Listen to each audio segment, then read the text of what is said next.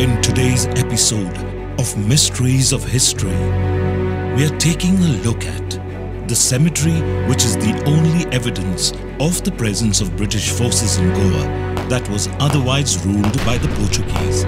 During the period, the British constructed huge fortifications at Aguada, Dona Paula and Marmagoa.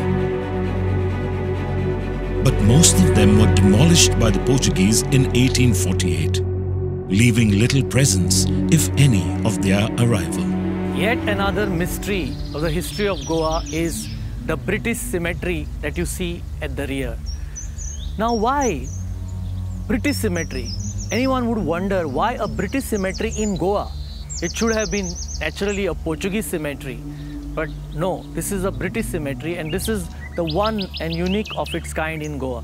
Nowhere you will find a cemetery which is called British cemetery, because all other cemeteries are either Portuguese cemeteries or they were built after the Portuguese left Goa. Goa's British connection, which dates back over 200 years, is not too well known. The British cemetery is located 7 kilometers from the capital of Goa, Panaji, and 4 kilometers from Miramar. Around 500 meters from Cabo Raj Nivas, the governor's palace. The cemetery came into existence over 2 centuries ago, when the Portuguese had declined as a power, but still had powerful friends such as the British. So it was in 1799 that the Portuguese sought British help to defend Portuguese Goa from any possible attacks from the French and the Dutch.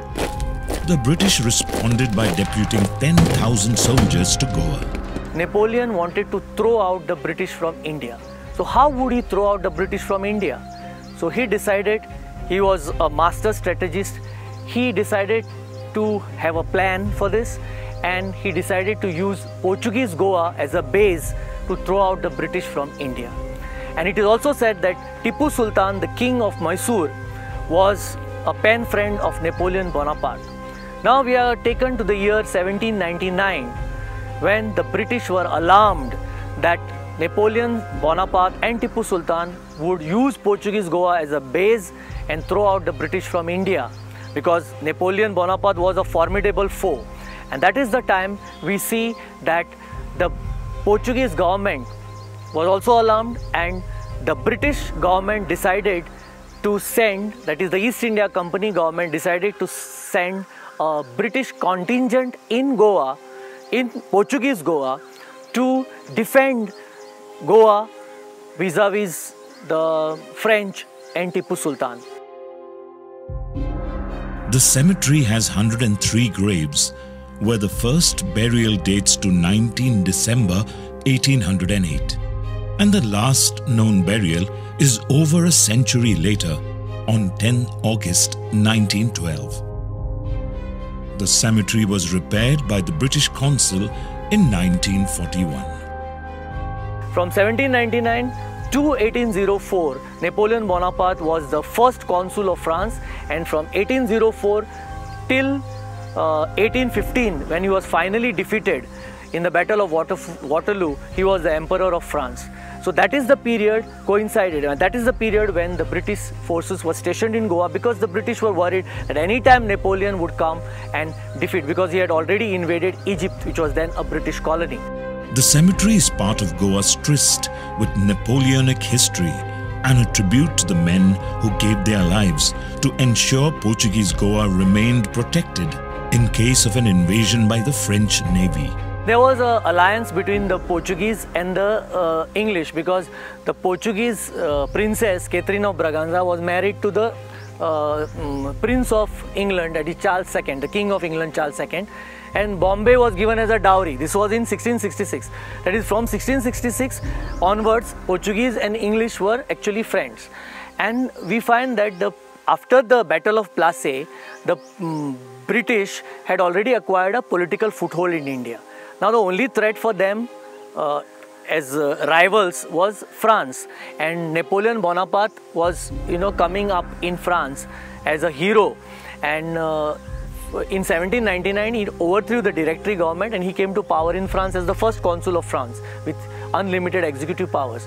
1804 he became the Emperor of France, and in 1799 Napoleon was on Egyptian campaign, which was then a British colony. So British was scared that Napoleon might attack India anytime, and that was the strategy of Napoleon, to use Portuguese Goa as a base to throw out the British from India. UK's Prime Minister Margaret Thatcher, along with her husband Dennis, visited it when she was in Goa for the Commonwealth Heads of Government Summit retreat in November 1983. The cemetery today is locked. One can take a look at the place from the outside. The Directorate of Archives and Archaeology undertakes the conservation of this place. A British traveller, W. Walker, described the cemetery in 1855 thus: "I visited the burial ground at Cabo, built and used by the British force of 10,000 men, when they held possession of the seaboard points of Goa, to prevent the French entering India by this route in 1805. The massive laterite stone wall which surrounds it is as perfect as the day it was built. The laterite in this neighborhood being the best I have seen anywhere, but the lofty, arched entrance gates have long been despoiled of every particle of wood. The burial ground is used for rice cultivation, and the very tombstones are worn down from the sharpening of native tools on them. When not cultivated, it is overgrown with high-rank grass said to be alive with deadly cobras, the capello, or the king cobra. If it be true, as I have heard, that the collector of Belgaum allows an annual sum to keep it in order, I can assure him that not a piece worth of care is bestowed on it."